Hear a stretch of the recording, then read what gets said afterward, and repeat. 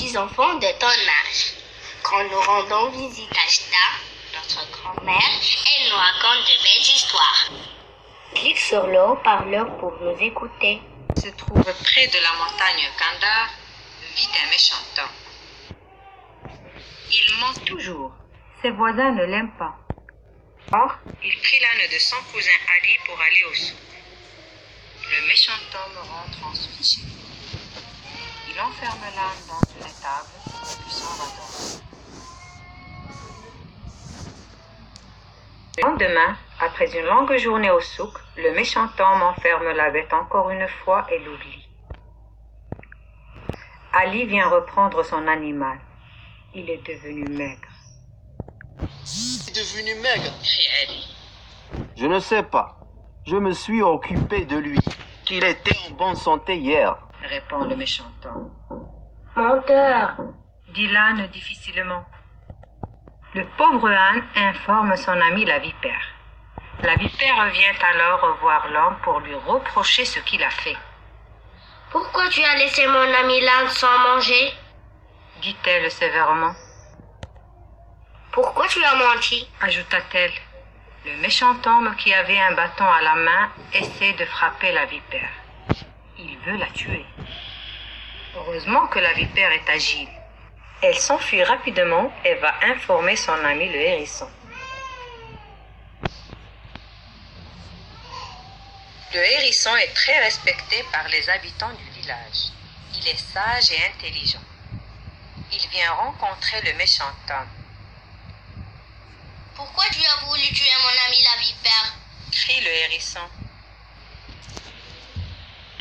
Le méchant homme ne répond pas. Il a honte de ses comportements. Tu dois être puni. Ainsi, tu vas devenir un homme gentil. Dit le hérisson. Je ne peux plus devenir gentil. Je ne peux pas m'arrêter de mentir. Répond l'homme. Le hérisson monte sur un rocher et se mit à réfléchir. Il cherche une punition. L'homme et la vipère sont assis par terre. Ils attendent. Voilà, j'ai trouvé la solution. La vipère t'accompagnera partout pour te surveiller. Dit le hérisson. Ne mens plus, ne fais mal à personne, sinon la vipère te punira. Précise le hérisson puis s'en va chez lui. La vipère se glisse alors sous la djellaba de l'homme, puis se cache dans son capuchon.